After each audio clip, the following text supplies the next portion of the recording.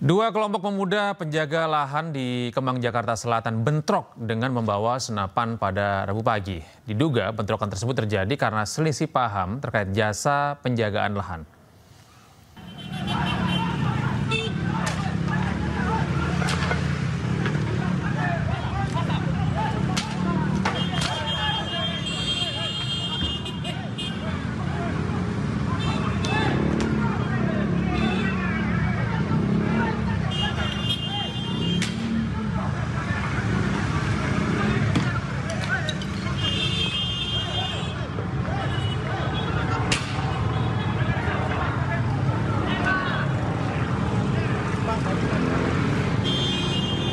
Aksi saling serang antara dua kelompok pemuda di kawasan Kemang, Jakarta Selatan terekam kamera amatir warga.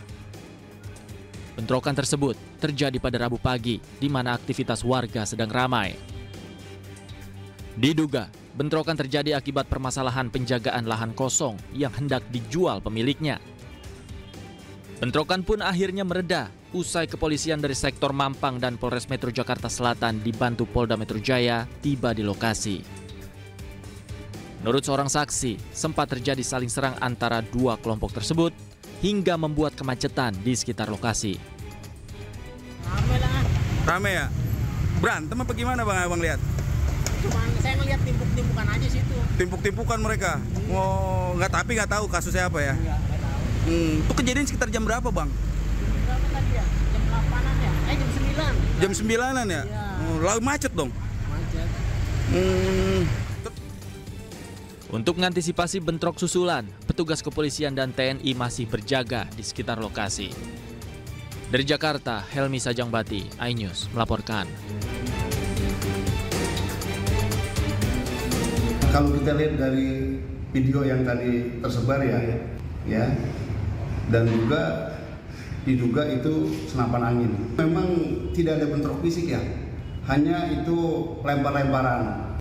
Itu yang terjadi di lokasi. Sempat kan di video amatir itu kan sempat menembaki satu tempat gitu Pak ya. Apakah ada korban atau seperti apa Pak? Sementara masih dalam penyelidikan dan untuk diduga adanya korban belum kita temukan.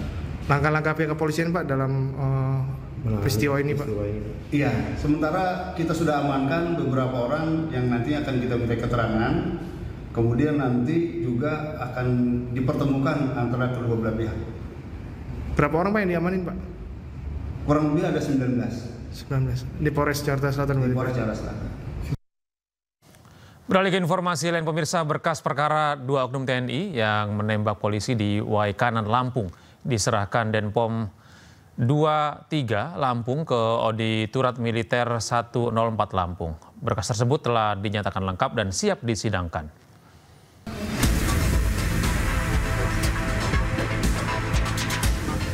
Penyidik Denpom 23 Lampung menyerahkan Kopda B dan Peltu YHL, 2 oknum prajurit TNI yang menjadi tersangka kasus gugurnya 3 anggota polisi dari Polsek Negara Batin Waikanan, Lampung saat penggerbekan arena judi sabung ayam di Lampung beberapa waktu lalu ke Auditorat Militer 105 Palembang.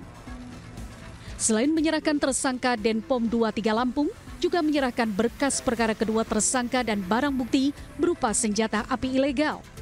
Penyerahan dilakukan karena berkas perkara kedua tersangka dinyatakan lengkap atau P21.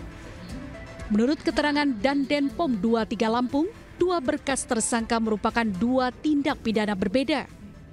Berkas perkara tindak pidana menghilangkan nyawa orang, pembunuhan, kepemilikan senjata api ilegal dan perjudian yang dilakukan oleh diduga tersangka Kopda Basarsan. Jadi 340, 2338, Undang-Undang Darurat dan Pasal 323. Berkas satunya tersangka Peltus Yunhedudis untuk perkara perjudian 303. Kami untuk dilimpahkan ke pengadilan militer, kami akan membuat namanya surat dakwaan. Nah, surat dakwaan ini sama skepera kami limpahkan kepada pengadilan militer, dan pengadilan militer nanti kami informasikan juga ya kepada rekan media kapan kami akan menyerahkannya. Secepatnya kita akan Sebelumnya pada 17 Maret 2025 lalu, Kopda B diduga menembak 3 orang polisi dari Polsek Negara Batin Waikanan, Lampung saat menggerebek arena judi sabung ayam. Akibat penembakan itu, 3 anggota polisi tersebut gugur. Dari Palembang, Sumatera Selatan, Kuntur, iNews melaporkan. Pemirsa, Polda Jawa Tengah mengungkap kasus kekerasan seksual berbasis online dengan korban mencapai 31 anak di bawah umur. Diketahui tersangka merupakan pemuda asal Jepara, Jawa Tengah.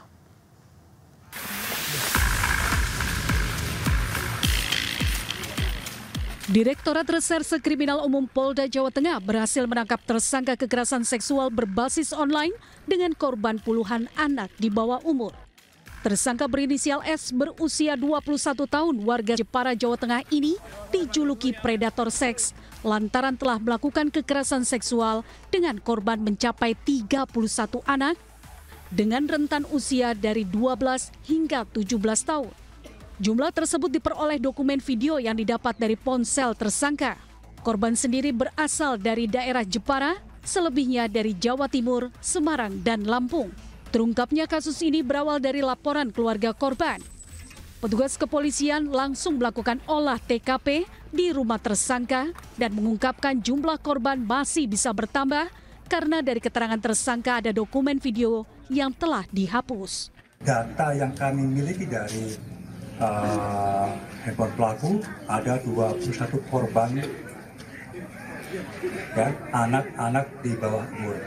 Tetapi perlu kami sampaikan kembali, ada perkembangan terbaru, hasil pengembangan kembali, ya, ada penambahan. Jadi bukan 21 lagi anak, ya, ada 31 anak di bawah umur yang telah menjadi korban kejahatan pelaku.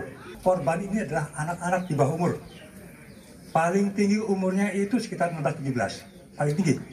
Ya, umumnya adalah umur 12, 14, ya.